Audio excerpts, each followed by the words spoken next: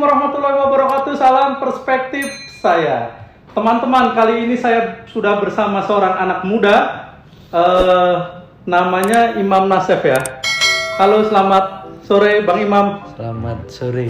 Saya biasanya manggilnya Bang Imam. Jadi Bang Imam ini adalah seorang pakar hukum tata negara, masih muda dan asli kota Cilegon, teman-teman. Nah, kali ini karena terkait soal tata negara, jadi saya ingin ngobrol mengenai banyak hal soal ini, tutorial impeachment kepala daerah. Jadi memang isunya agak ini ya, agak serem dikit, sensitif. Tetapi ini sebenarnya sebuah informasi yang perlu kita tahu, masyarakat bisa melihat langsung atau mendengar langsung dari ahlinya. Jadi Bang Imam ini selain pakar hukum tata negara juga beliau adalah seorang pengajar muda di Universitas Trisakti. Nah, langsung saja ya, nanti kita ngobrolnya santai. Kita ada di kantornya Bang Imam. Bang Imam, ini kan ada banyak masyarakat misalnya yang bertanya-tanya, kalau di TV kan banyaknya isu nasional, isu nasional mengenai impeachment kepala negara dan sebagainya. Nah, kalau di daerah setingkat kabupaten kota atau gubernur itu memungkinkan tidak impeachment itu?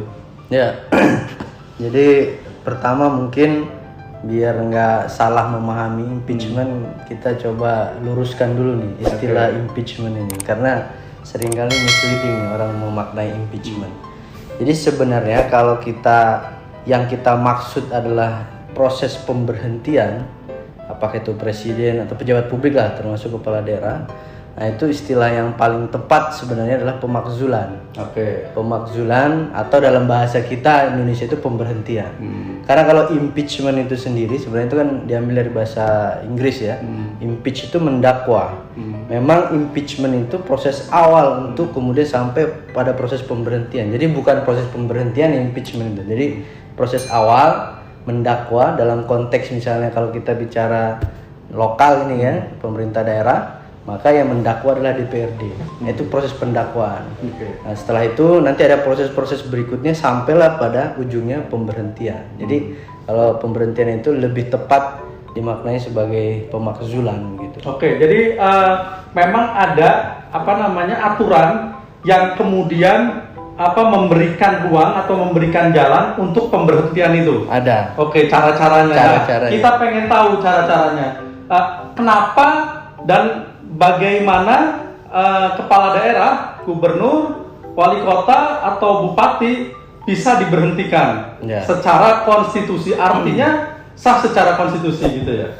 Ya, jadi sebenarnya hampir di semua jabatan-jabatan publik, apalagi yang sifatnya elected official yang dipilih langsung, itu pasti ada mekanisme pemberhentian. Nah, itu juga sebagai salah satu sarana kontrol dari publik kalau misalnya pejabat yang bersangkutan ini katakanlah melanggar hukum, melanggar peraturan perundang-undangan atau bertindak sesuai dengan kewenangannya, kira-kira gitu. Nah, khusus untuk mekanisme tingkat daerah kan ada levelnya, mulai dari presiden, gubernur, sampai bupati atau wali kota. Nah, untuk presiden itu tentu beda, mekanismenya diatur langsung di Undang-Undang Dasar. Nah, tapi kalau untuk level gubernur dan bupati wali kota ini diaturnya di peraturan atau di undang-undang di pemerintahan daerah nomor 23 tahun 2014. Nah, itu baru juga ya undang-undangnya? Masih 2014, baru. 2014. Ini memang perubahan. Sebelumnya kan 32 2004, kemudian dirubah 23 2014. Nah, itu detail diatur. Nah, itu kalau kita mau lihat nanti, mungkin kalau ada yang misalnya bisa buka di Google, itu kan banyak, itu bisa dilihat di situ. Itu ada paling tidak ada 3 pasal situ, dari mulai pasal 78, 79 dan sampai dengan 80. Nah, ini mungkin ringkasnya saja ya, karena kalau kita mau bedah satu persatu pasal itu kan akan sangat-sangat lama dan memakan waktu yang tidak sebentar gitu untuk memahami. Nah, simpelnya begini, memang dalam konteks pemerintah daerah ini tadi sebagai mekanisme kontrol DPRD, ini kan DPR ini wakil rakyat ya. Nah, ini diberikan kewenangan untuk melakukan pemberhentian terhadap kepala daerah. Nah, apa alasan-alasannya? Alasan-alasannya itu tentu ada sangat banyak sekali.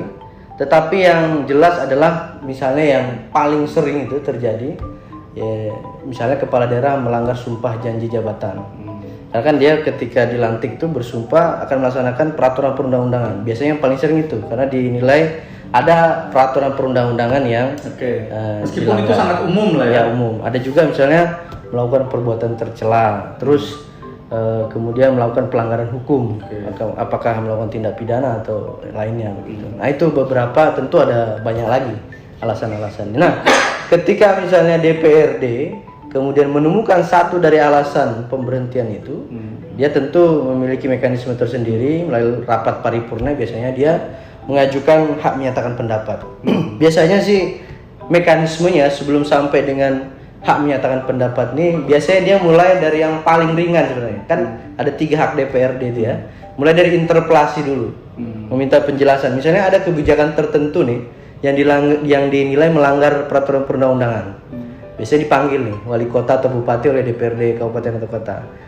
Diminta penjelasan, interpelasi dulu, hak interpelasi namanya. Nah ini apa yang menjadi background kebijakan, bagaimana proses dan seterusnya.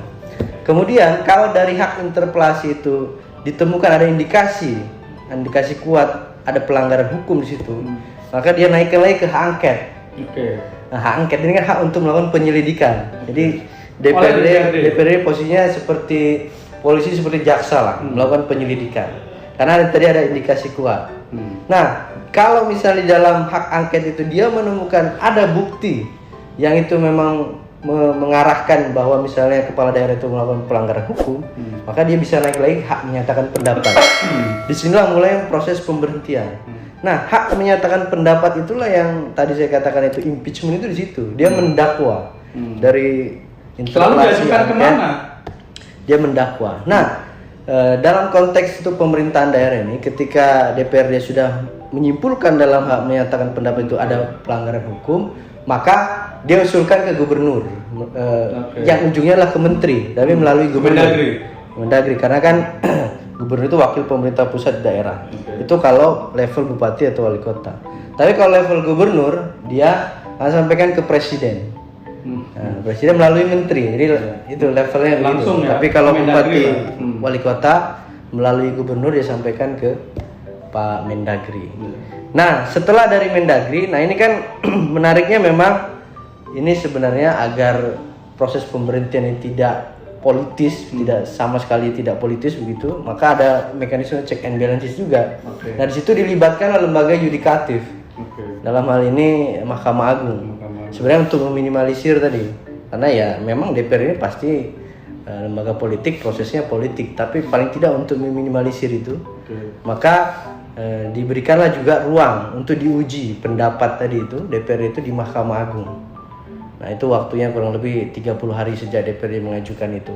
Nah kalau nanti misalnya Mahkamah Agung menilai, oh betul dakwaan dari DPRD itu memang ada dengan bukti-bukti yang lengkap bahwa memang ternyata misalnya bupati atau wali kota melanggar hukum, maka otomatis diteruskan lagi tadi kepada menteri kan, untuk kemudian ya proses akhirnya adalah proses pemberhentian kepala daerah. Yang memberhentikan adalah menteri atau presiden. Kalau untuk level gubernur itu presiden. Tapi kalau untuk level bupati wali kota itu kan Mendagri. Karena SK-nya pun kan ketika dilantik SK Mendagri. Kalau gubernur SK-nya SK presiden. Jadi sesuai gitu. Jadi mekanismenya kira-kira secara garis besar kira-kira begitu. Ya, teman-teman, ini tadi agak komprehensif penjelasannya, jelas sekali bahwa kepala daerah baik kabupaten, kota, provinsi itu pun bisa diberhentikan atas kehendak masyarakat atau yang tadi sudah disampaikan. Ada beberapa hal yang bisa memberhentikan kewenangan kepala daerah. Artinya memang kewenangan itu sesungguhnya ada di tangan masyarakat, ada di DPRD. Pintu masuknya DPRD gitu ya. Pintu masuknya DPRD dengan semua haknya, ada 3 tadi. Saya kira ini memang memungkinkan juga bahwa suara rakyat hari ini sesungguhnya kita masih inilah ya, masih sangat bisa dihargai atau bisa disuarakan dengan cara-cara tadi. Jadi sesungguhnya jika demokrasi itu bisa mengakomodir suara-suara rakyat secara substansi, sebenarnya bisa melalui mekanisme yang konstitusi juga ya. Iya. Artinya teman-teman, lalu tadi ada yang menarik di atasnya ketika hak menyampaikan pendapat itu sampai atasnya bahwa rekomendasikan ke Mendagri, tetapi lagi-lagi untuk balansisnya melibatkan Mahkamah Agung yudikatif, artinya agar terhindar dari unsur-unsur politis yang kerap saling jegal ya. Jadi artinya memang ada balansis di sana. Ini teman-teman, saya senang sekali hari ini bisa ngobrol-ngobrol bersama Bang Imam. Jadi nanti ke depan kita akan ada bahasan tema lainnya. Jadi kalau kali ini tutorial Serial. ya, nanti serial ya. Jadi ini sebenarnya kemarin kita merasa masyarakat di daerah kok ya kita ini manut dengan pimpinan, kadang kebijakan-kebijakan yang sudah tidak mulai lagi Mungkin dengan masyarakat ya. Sedikit lagi mungkin gini, untuk agar persepsi publik juga tidak salah memahami pemberhentian. Ini kan seolah-olah kalau kita berbicara soal pemberhentian ini kan dianggap satu hal yang tabu gitu.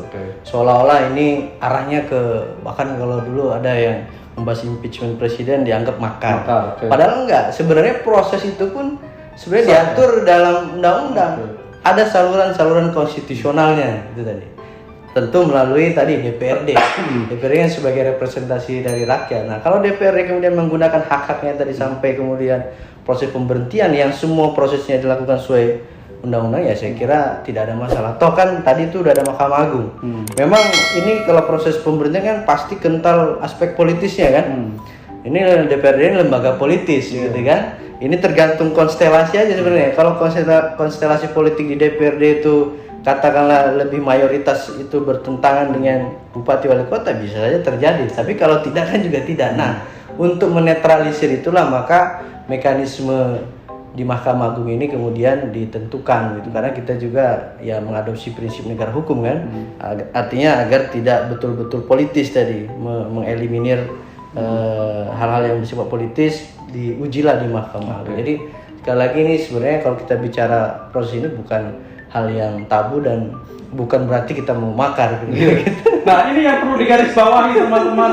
Jadi kalau kita membicarakan hari ini soal kepemimpinan kita di tingkat daerah, tingkat provinsi atau di tingkat nasional, kadang kerap lu jangan ngomongin pimpinan kita karena makar dan segala macam. Ternyata tidak, teman-teman. Inilah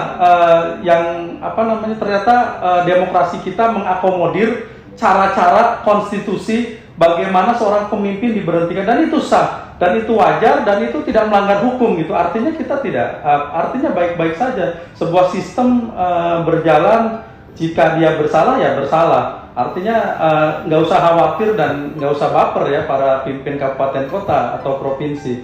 Dan untuk masyarakat tentu saja ini adalah angin segar, bukan angin segar ya, sebuah ruang informasi yang bagus, sebuah ruang ketika kita misalnya dianggap ditinggalkan oleh pemerintahan kita, kebijakannya tidak berpihak kepada masyarakat, maka ruang itu ada. Masuknya tentu saja yang tadi itu ya melalui parlemen lah, melalui parlemen karena perwakilan kita. Baik, itu teman-teman obrolan kita sore hari ini singkat dan menarik. Terima kasih Bang Imam, salam perspektif. Salam perspektif saya.